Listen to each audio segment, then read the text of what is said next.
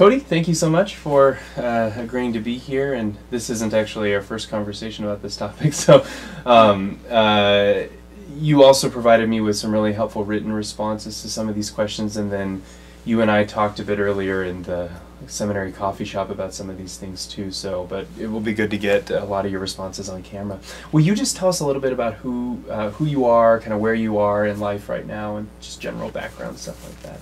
Yes, right now I'm attending Luther Seminary as a full-time student. Currently working on internship at North Emmanuel Lutheran Church in Pelican Rapids. I have become extremely interested in the theology, reading with Gerhard Forde and the Augsburg Confessions. Yeah, and Gerhard Forde, for those who wouldn't know, is a very prominent American Lutheran theologian, and was based here at Luther Seminary too. Yes, yeah. Exactly. Are you a lifetime Lutheran, a lifelong Lutheran, or what's the story there? Yes, I've been a Lutheran my entire life. It's been through 3 or 4 generations of Lutheranism. Wow. Are you the first pastor? Yes, as far as I can tell. Wow, so that's a neat step to be taking. Yes. So this is a question that every seminarian I think has probably thought of a lot, but what for you does it actually mean to be a Christian? Asking what it means to be a Christian, I think you get the typical answer, especially as a pastor. Asking anybody in their congregation is going to give you simple answers such as attending church regularly, doing what you're supposed to do, maybe moralistic, ethical decisions, maybe even reading the Bible prominently in an everyday life, possibly bringing the Word to others as well. However, I have to go into a different direction with Christianity, and what Christianity means to me is the fact that Christianity comes from faith that has been given to you by Christ Himself through the Trinity. You can't actually make yourself a Christian. I think one of the professors here would kind of agree with that during a class, Thinking Theologically, Confessing Publicly. In the title it was to how to make a Christian, but technically we really can't do so, in my opinion, and I think Gerhard would believe in that. If you want to say that by going to church makes you a Christian, or reading the book, this is all works and law based situations, and very pietistic within the pietistic movement that had started in the 19th and the 20th century. But without the faith, you can't believe in Christ, and without Christ providing you the ability to find Him because of our sin, you cannot be a Christian. Therefore, Christianity is bestowed upon you, and that's what makes the unity of Christianity across the globe. Something that happens to you as opposed to something that can be kind of sought after or even created. Yeah, definitely something that's externally done. I see Christianity as back into Genesis with the accident with Adam and Eve. Accident, yeah. The accident. Choice term, yeah. Yep. That through the Adam and Eve, original sin by no fault of our own, has kept us from wanting to be going towards God. And throughout the entire Old Testament, God has always tried to get you to come back to Him. And that's, He sent His Son to speak to us, and through that we have become Christians by hearing His gospel externally working on you from the outside in. Because of our sin, we cannot work from the inside out. Yeah, and the next question is actually, you've already described God in a number of ways in all those sentences that you used, and in fact have placed at the center of your definition of Christianity God's actions. So you've already kind of spent some time thinking about, talking about God. How would you describe God? I know that's that's a horrible question to ask, but as you kind of imagine God in your mind, which, as I said, you've already done a little bit, you shared that with us, how do you think about God?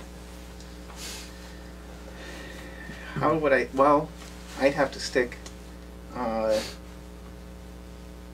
with a very prominent I believe in the Father, and that He has created all that we see and that is around us, and therefore it is all His as well as ours, and that we are nothing more than just a creation.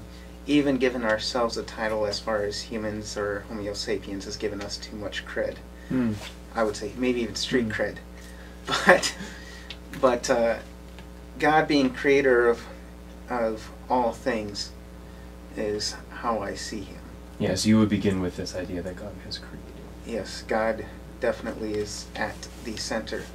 I think that too often do people asking that question of who God is can give you a response to how they see and perceive God, which actually I think can go down not just a slippery slope, but a dangerous slope when people are starting to talk about God on how they see and perceive God. They are looking on the internal side to see and make God who they are, which actually is from the original sin, which corrupts the heart, and then now your heart can lust and amplify what a person thinks as well. And then so a person starts looking at God to see who God is according to their inward self. But it isn't until Christ is proclaimed through Christianity and given you the faith, and through a preacher and an external word, can God be revealed. And this is the importance of having a preacher, and this is important for preachers to have a preacher, because ourselves within inside can be so corrupted that we lust after whatever we have. Dr. Paulson pointed it out. If you don't believe this, you can watch these episodes, dating games play out. You put 3 beautiful women up there, and you're going to have somebody lusting after the most beautiful, most delicate flower, and that is lust driving them to who they want to be with. So you mentioned this, you kind of made a distinction between internals and external things, and the danger there in terms of finding God withinness is that one who basically replicates one's own lusts or desires, creates God in one's own image, I guess you could use that cliche. What forms the basis for the external, the kind of image of God, or what, if internally what one finds is oneself, where does one find the God outside of oneself? Maybe that's a better way of putting it. Finding God on the outside of oneself, again, would be strictly from hearing and from a preacher proclaiming to you. That preacher has also been proclaimed to as well. God is still very much, in my thoughts and understanding, is a very much hidden God. I see a path happening within science, always trying to prove God exists. There are scientists out there trying to prove God exists, but problem that I see with that, trying to prove that God exists, who is veiled and hidden. I think Martin Luther kind of coined the term hiddenness of God. You're going to find an empty tomb.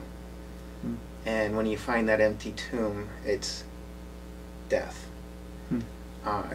It's not somebody preaching to you. It's not you hearing God's word. It's you visibly trying to find a hidden and veiled God, which will lead you down the road of, well, God isn't here. I can't see Him. This is where the faith in Christianity comes into play to bring you belief. And that's really what the faith is in with this religion, and that faith is a solid foundation on God's everlasting love through His Son, Jesus Christ, who died on the cross freely and purely on His own, without any forcing to death from others. Yeah. Well, we've taken quite a deep dive into the world of theology there. Thank you. Yeah. No, it was. That's exactly what I asked you to do. It was perfect. Let's shift to the gun question, which is sort of the central piece of this whole conversation. And I guess it would be worth saying, I'm going to ask you to tell me a bit about your own history with guns, and we should probably signal from the beginning that you are yourself a veteran. Yes. You're an Army veteran. Army veteran. Right. Yes. And so that, I hope, will play some part in the conversation it has in our past conversation. So why don't you just kind of give us a little bit of a history of your life with guns? Beginning as early as you can remember. As early as I can remember, about 8 years old, I got a BB gun from my dad, which was interesting because we set up a cardboard box outside of our house to go out and shoot at this cardboard box. And once we moved the cardboard box, we found all these BB holes in the siding of the house. It was going right through the box. So needless to say, my mom was a little upset about that. Destroyed her house. Of course, my dad laughed about it, but that's just the typical female, male. Always going to be different. Then I was exposed to shotguns. My earliest gun was 410 when I was about 10 years old. And my dad was introducing it to me by setting up a can on a feed bucket. We lived out on the farm, and he held a gun for me and had me pull the trigger, and I felt the kick and watched the can fly off.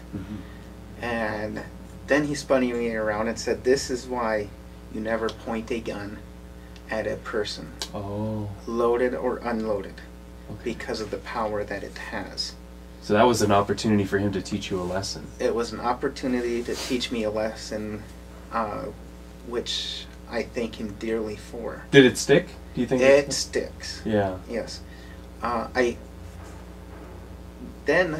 As I grew older, we went hunting, pheasant hunting and deer hunting as well. Lived down in Iowa. When I turned 17, I decided that I wanted to join the military. Specifically United States Army. Went to the recruiter's office, took the ASVAB, and actually got a high enough score to join any part or department of the military that I wanted within the Army. I chose to be in communications. My recruiter was in communications, which was more specifically, at the time was a 31 Lima, which is a cable systems installer and maintainer. Okay. If anybody's seen Enemy at the Gate. Oh, sure. The guy that was crawling on the ground with the reel on his Harris back. plays in this, right? Yep. Ed Harris, and then can't remember who the other person is. Yeah, I can't think off the top of my head. But at the beginning, there's a guy with a reel on his back, and he's crawling, and the line is coming off the spool. That was me. This technology is still active. Still active. Enemy of the Gates is a World War II movie. Yes. Yep. So that was my job, was the tactical phone lines, wires, and fiber optics. Wow. When I got out of there, I scored at the top of my class. I was sent to Fort Huachuca, Arizona.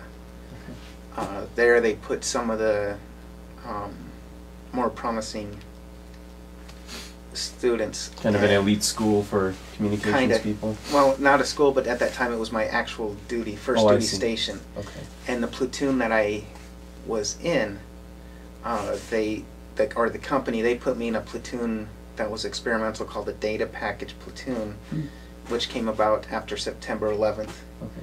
They realized they needed another form of communication which would be faster and possibly more reliable, amongst other things.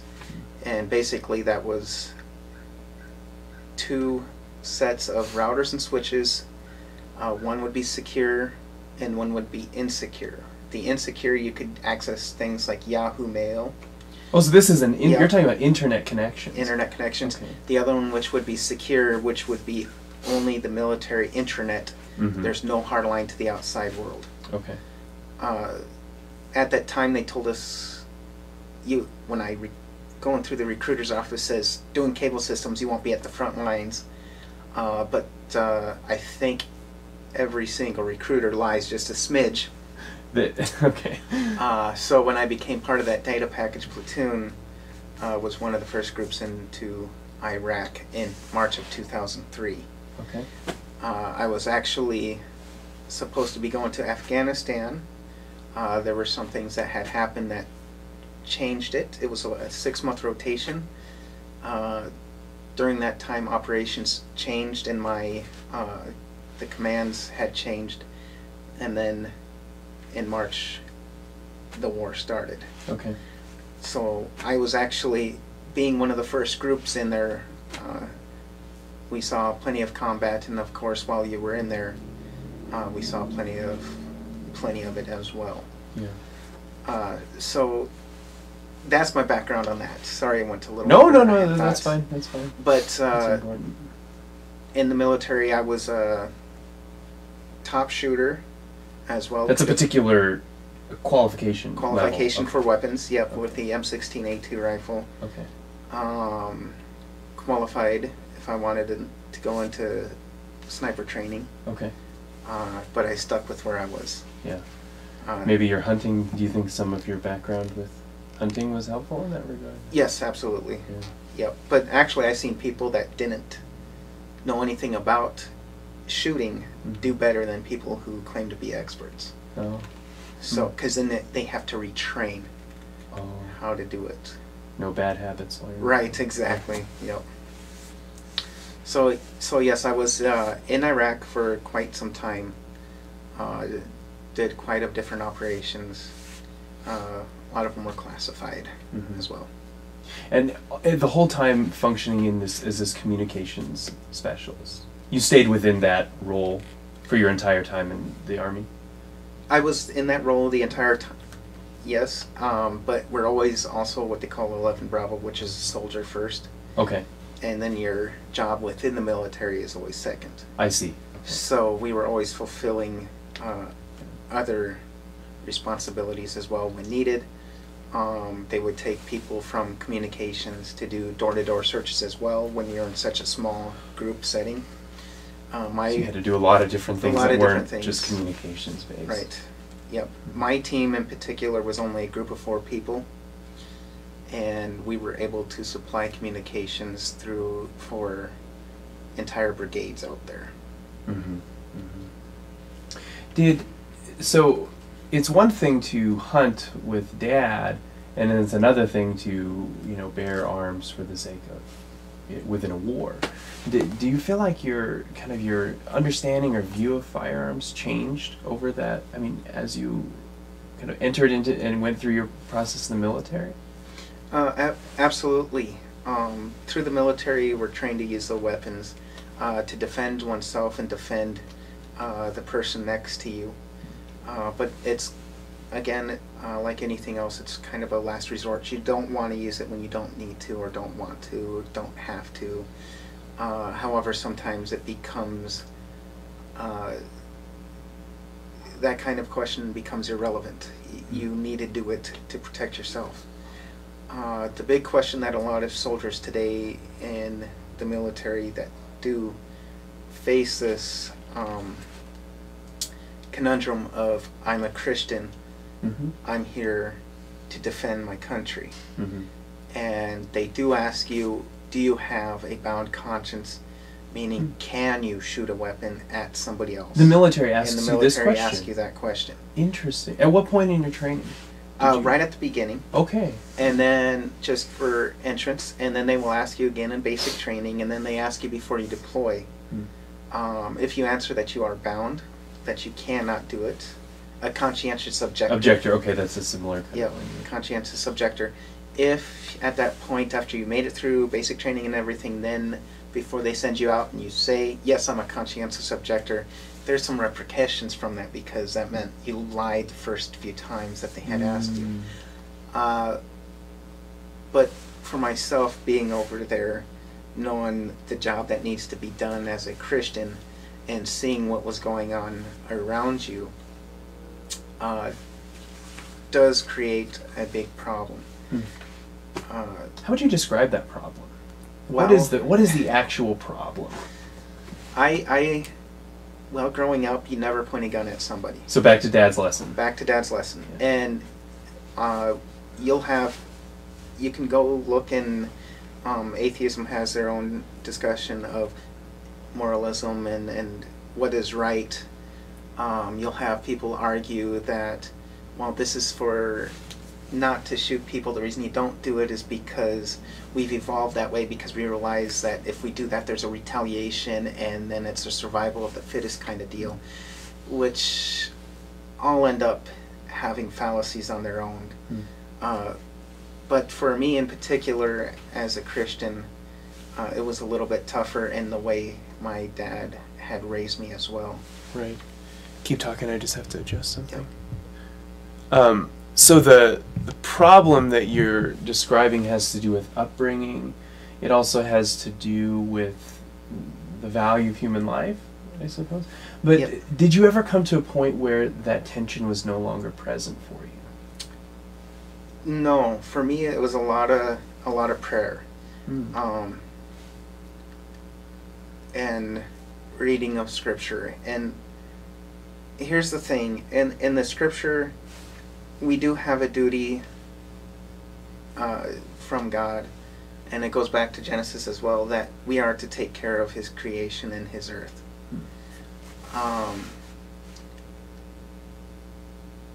And that starts to beg the question with how far do you go? And with the firearms, there's a big push with everything that's going on about how the firearms, making the firearms illegal, or the guns have been killing people. And we should say that contextually, Charleston just happened just a few weeks ago. So we're having this conversation. You and I are talking right now, just in the wake of that tragedy. Yep, exactly. And so, as a Christian in this soldier position, it's a government-held position, and you are called. You understand that God has instituted government to protect the people and to take care of the people.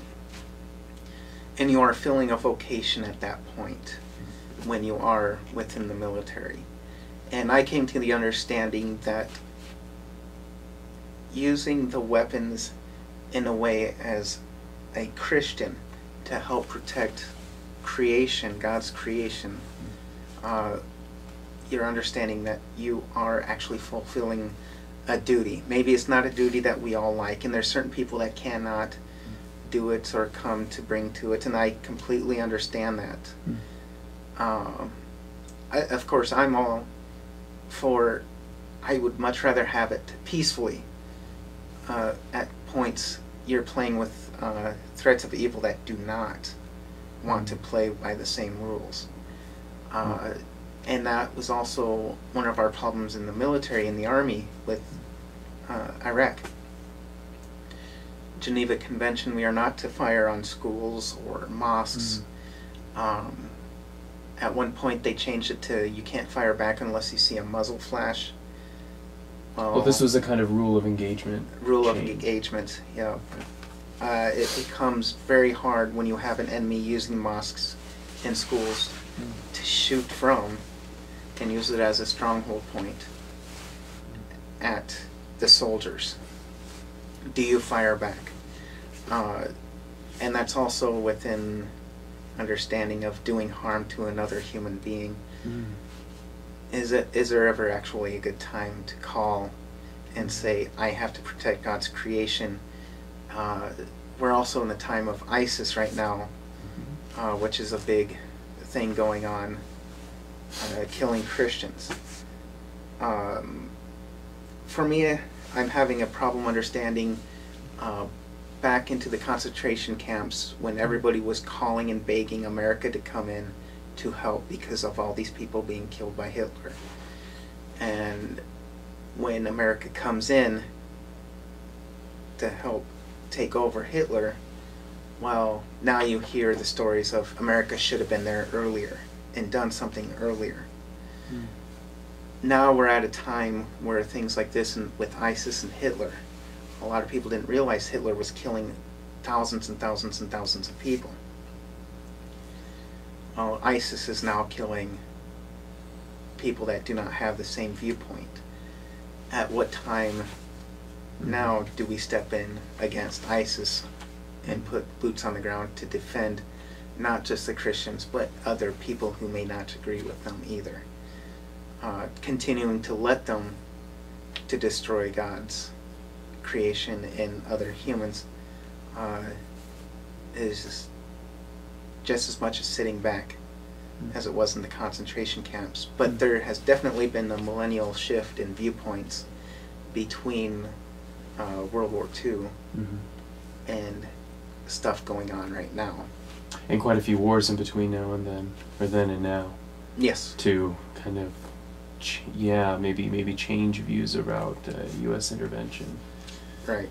Yeah, but I detect some criticism in your comments that you almost feel like there's a double standard. That on the one hand, in some cases, American intervention may be welcomed, and then criticized for not having come fast enough. Did I hear you correctly in saying right. that? That was the case of World War II. With World War II. The problem with Iraq was there was criticism of people over there that wanting us to come in to help. Especially the Shiites, and when we were going in, they were ecstatic. They were dying. You were there, and you said among the first. Yep, and they were ecstatic to see America rolling in, because these people have been killed by the thousands through mustard gas. Under Saddam's rule. Under Saddam's rule, just by the thousands. I don't think either party is definitely innocent more than the other. But there needed to be some intervention. Then now we have a whole switch of, well, it was all political driven. I've heard it was to finish off daddies first in the first Gulf War. Yeah. It was about the oil. Unfortunately, a lot of people that had not been there, that had experienced or talked to some of these people who had been underneath Saddam's rule, did not exactly know what was going on. But what they do know is from the media, which tends to be slanted quite a bit. Depending on which station you may watch, it's always slanted one way or the other. But there's definitely a lot of stuff that had been missing back here in the States.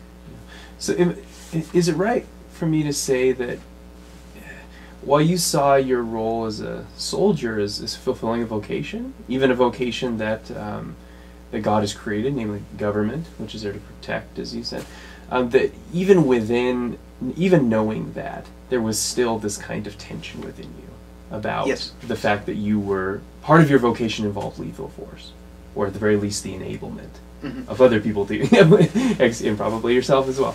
But did I restate your opinion accurately? Yes, it's definitely an internal struggle because, again, it goes back to that first question: what makes a Christian? And people say, well, a Christian is going to church, not doing harm, doing ethically and moralistic right. That becomes arguable when you have a soldier or a police officer, somebody who needs to use force when necessary, and absolute necessary. Do those the moralism and ethics come into play, and understanding that if you are saying Christianity has to be going to church and doing and fulfilling all these different works is what makes a good Christian, then there's a big problem filling a vocation in such a sense in that way. Killing in the sense for further agenda or leadership or power is one thing.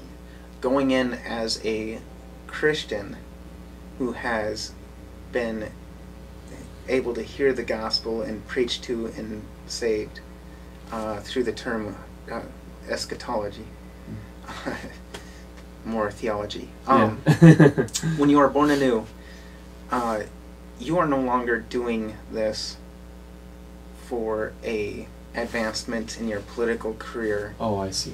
You're not doing it for advancement in pleasure. You're not doing it for an advancement in leadership or power, as a Christian doing this thing, now you are doing it to serve the neighbor, to protect the neighbor, and making sure that their property is protected as well.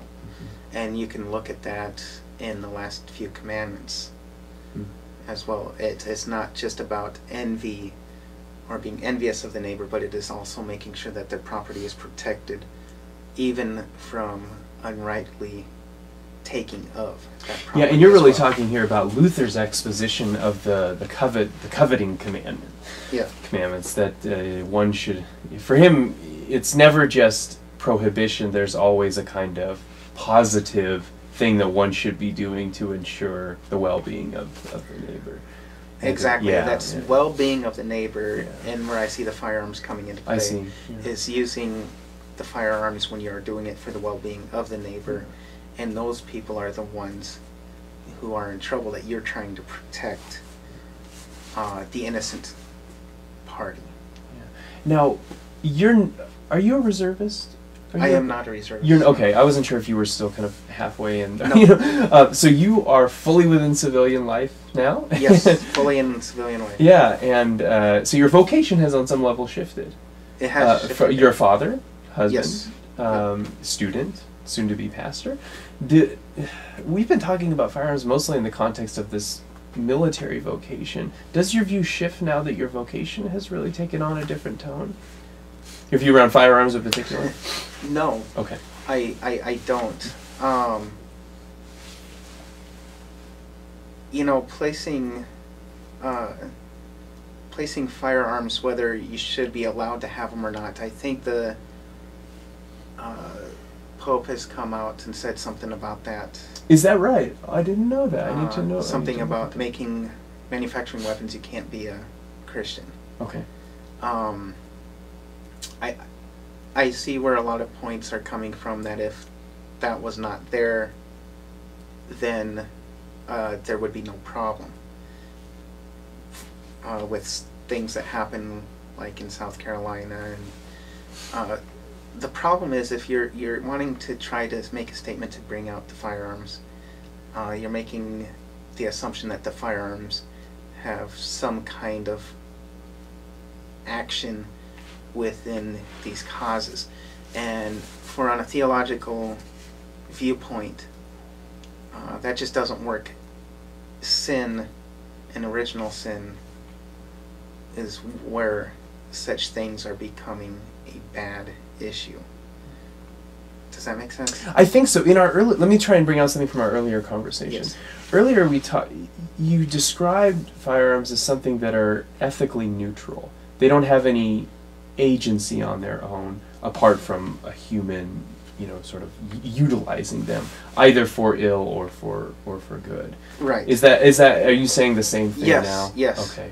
I think at the time the comparison was made even to money, that it's an object that you interpreted as being ethically neutral but could be used in a number of ways. Ethically neutral, but can be used in a number of different ways. Yes. The exchange of money was good for economy and taking care of the people and through the institution, yet people can use it for other means as well, which means that it also brings a point that for a person to be a Christian, it has to come externally. We're talking about guns and money and other objects have to be used externally. These are inanimate objects. Which in the controversy, I could see somebody say, well, Dr. Chan, you're not an inanimate object. You don't need an external force to correct you. But at the same time, using your internal force when it's corrupt could lead you in directions that you don't want to go. This is why it's so important for preaching and the theological understanding, and it comes down to the same thing with the guns. And this is where Luther, I think, and Gerhard did a lot of study on, is ethical reasoning as a Christian. Can you actually say that Christians have ethical and moral values, or is this derived from being Christian to serve the neighbor? So I'm actually studying that more into that myself. So you're living into that question right now. Yes. Yeah, so I guess as we're talking, you're kind of, you're in the thick of thinking about what it means to think ethically and as a Christian. Right. Yeah, and that, right, I'm sure that's a lifelong question for many people. Yes, absolutely. Cody, I have really appreciated this conversation so far. Is there anything that you feel like you want to say that maybe didn't get covered in earlier comments? And again, I'm also going to link the document you sent me to the video so that, those can kind of be read together. Absolutely. Is there anything else that you want to add? Not that I can think of. Okay. Yeah. Go ahead. Just other than the linkage between faith and firearms, I do see a problem if somebody's trying to put their faith within the firearm itself. Okay. But putting the faith in that's been given to you from Christ allows you to do good with what's been provided to you. Oh, I think I see that distinction.